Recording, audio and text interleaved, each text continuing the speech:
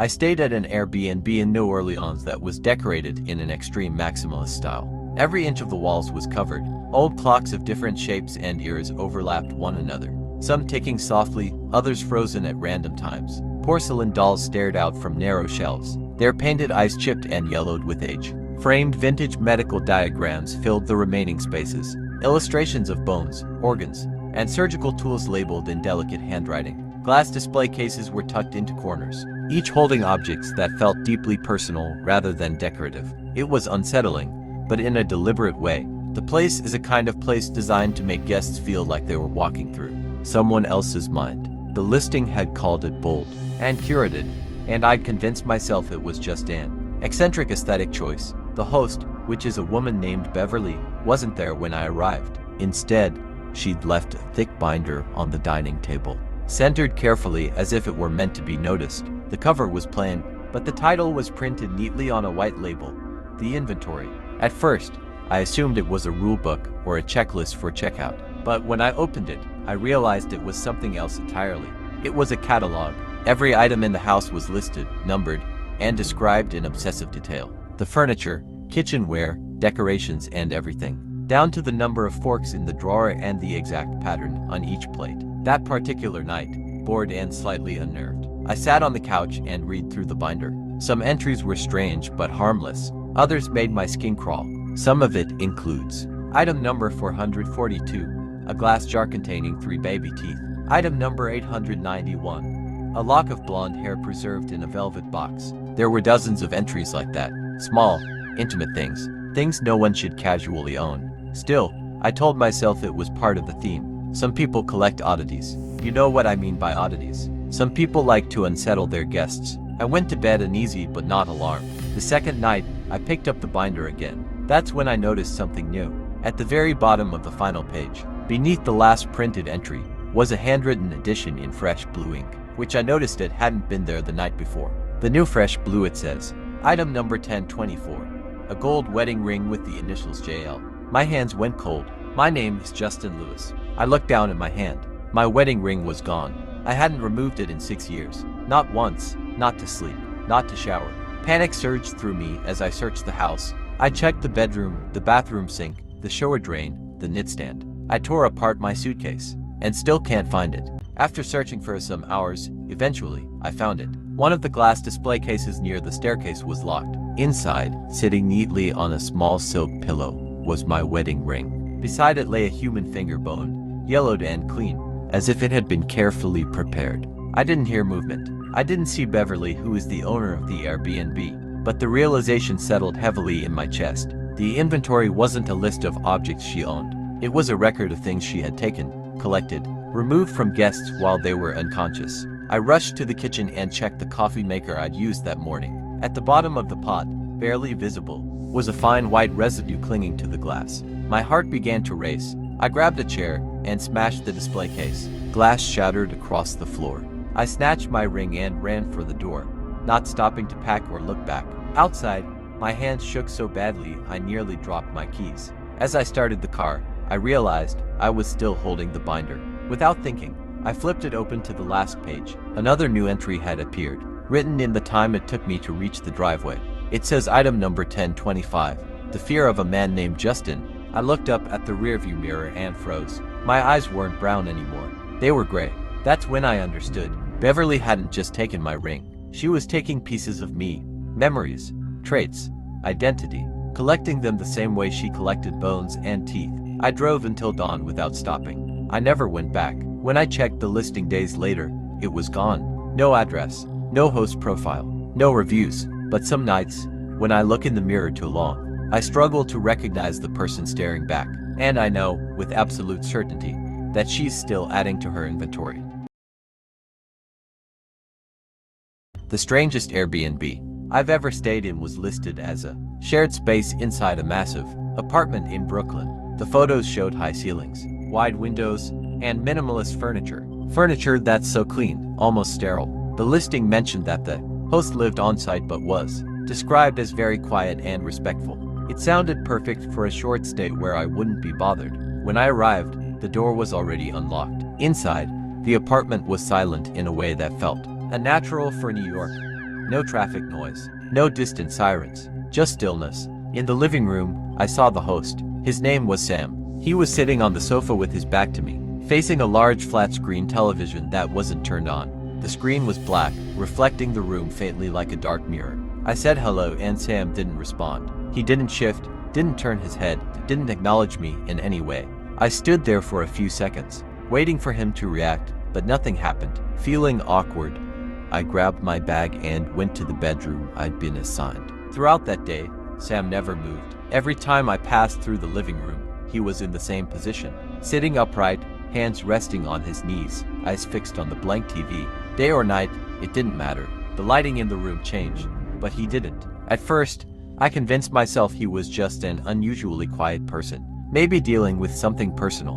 But the longer it went on, the harder it was to ignore how wrong it felt. By the second day, I started wondering if he was some kind of mannequin or art installation. The apartment had a strange, curated feel, like someone had designed it to look lived in without actually being lived in. On the third day, curiosity finally pushed me too far. I stepped directly in front of him and waved my hand inches from his face. His eyes were open. They didn't blink. I leaned closer and listened. He was breathing, but it was so shallow it barely disturbed the air.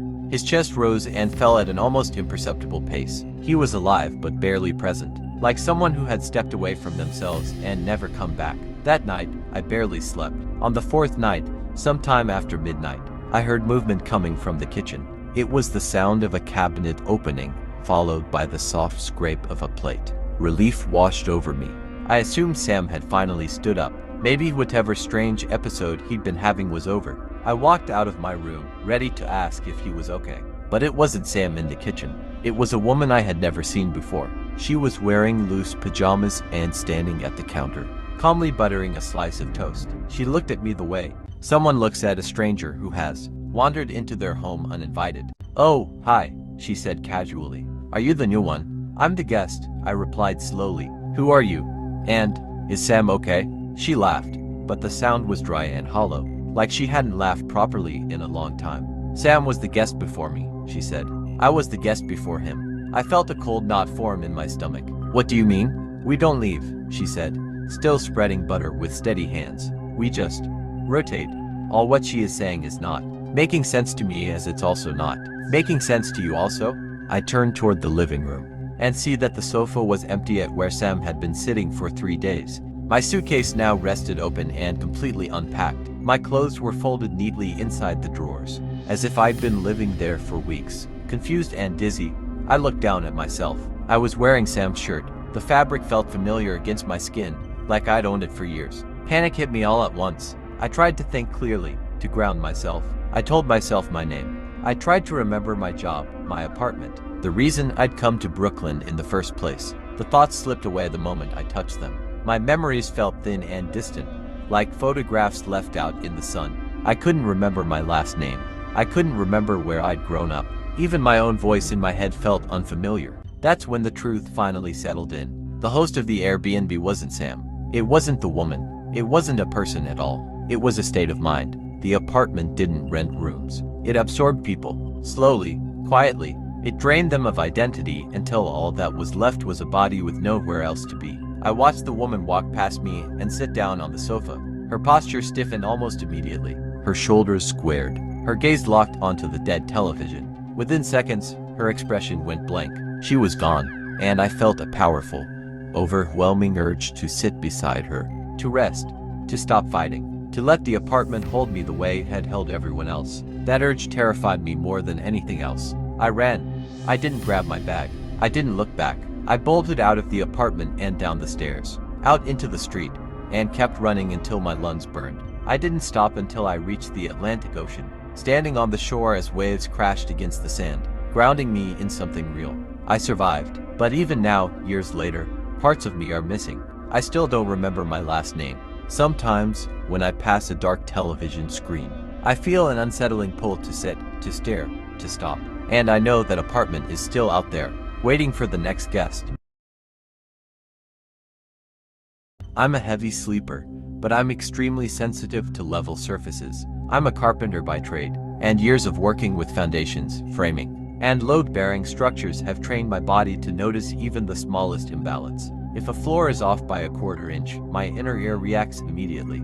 It's not a thought process, it's instinct. My body knows before my mind catches up. That sensitivity is exactly why I booked a small, isolated cottage in the desert near Joshua Tree for a solo riding retreat. I wanted silence, clean lines, and nothing that could distract me. The listing described the place as a minimalist pod house, which consists of one open room, a kitchenette built into the wall, and a compact bathroom. The photos showed it sitting alone on flat desert ground, surrounded by rocks and scrub, with nothing else visible for miles in any direction. The first night was uneventful. I slept deeply, the kind of sleep you only get when there's no traffic noise, no electronics humming, just wind brushing across open land. When I woke up the second morning, though, something felt wrong immediately. There was an intense pressure behind my eyes, like the beginning of vertigo. I sat up slowly, and the room seemed to slide sideways. When I stood, I nearly fell. It looks like the house was in balance. To make sure it wasn't just my balance acting up, I took a marble from my bag, something I sometimes use for quick level checks. I placed it on the kitchen counter. It didn't hesitate. It rolled hard and fast toward the east wall and hit it with a sharp click. I told myself the structure was probably settling into the sand, maybe poorly anchored or rushed during construction. Still, it bothered me enough that I messaged the owner of the house, and the owner did not reply. After a while, I went for a long hike to clear my head and give the ground time to settle, if that was all it was. When I returned near sunset, the imbalance of the house was worse. I could feel it in my calves as I walked. The counter felt steeper under my palm. Standing still required effort, like leaning against a slow, invisible current. The silence outside felt different now. It felt heavier, almost compressed. I didn't see anyone. No vehicles, no footprints, no sign that another person had been anywhere near the property. In the bathroom, something stopped me cold. The water in the toilet bowl wasn't just angled. It was vibrating. Tiny, rhythmic ripples spread across the surface, steady and precise, like something mechanical was resonating through the ground beneath the house. Then I heard it, a deep, metallic groan that's low enough that I felt it in my chest. Before I fully registered it with my ears, I dropped to one knee and examined the floorboards along the east wall. They weren't simply sinking. They were being pulled downward at an angle, under constant tension. I went back to my truck, grabbed a crowbar, and pried up one of the boards, expecting cracked concrete or a collapsed footing. Instead, I uncovered steel. The steel was heavy. Industrial-grade chains were bolted directly into the floor joists, disappearing into a perfectly vertical shaft carved straight down into the earth. The chains were stretched tight and humming faintly, vibrating in sync with the sound below. Something deep underground was winching the house down slowly, deliberately, inch by inch. I didn't see a creature. I didn't hear voices, just the steady rotation of massive gears, turning somewhere far beneath the desert floor. That's when the truth settled in. The cottage wasn't a rental. It was a mechanism, a container designed to lower itself underground with whatever or whoever was inside. The owner of the house wasn't a gentleman or gentlewoman. It was either a bad person or something that operated something patient enough to wait until the structure was fully submerged before claiming its contents. The content might be a human life. I didn't pack. I didn't check my phone. I ran to my truck and drove as fast as the dirt road would allow. Behind me, glass shattered as the pressure of the earth finally overwhelmed the structure, the sound echoing across the open desert long after I was gone. I never reported the listing. When I checked later, it had already vanished, as if it had never existed at all. And now, no matter where I stay, I can't sleep unless I feel the floor perfectly level beneath my feet, because if it ever starts to tilt again, I know I won't get a second warning.